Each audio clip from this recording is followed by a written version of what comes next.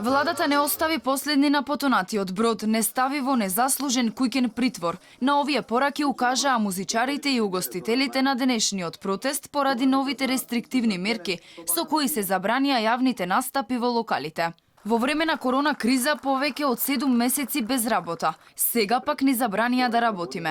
Револт кај естрадните уметници бараат повлекување на одлуката или финансиска помош од државата. Цело лето беше затворена, цела свадбена индустрија, како што ја нарекуваме ние, е комплетно затворена цела сезона, меѓутоа овој пат и комплетно цела музика е затворена. Значи, ако седиме дома, треба да не исплатат.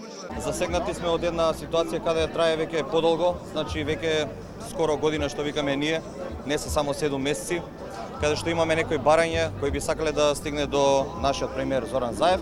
Со импровизиран ноќен клуб пред владата на кој стои надпис "Затворено" протестираа и сопственици на ноќни клубови. Побараа пакет мерки за да ги подмират нивните долгови, но и протоколи за работа.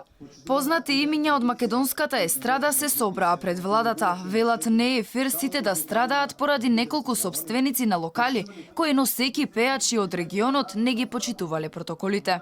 Да ни се дозволи да работиме исто како и досега, без затварањето, со строго утврдени прописи, нели, со заштитни маски. И ние имаме семејство дома што треба да го издржуваме. И сметки и се. 7 месеци без работа не е едноставно за никој. Не е фер. Ние седиме веќе 7 месеци дома и немаме никаков приход од никакви, значи од ништо апсолутно, и седиме и тапкаме во место.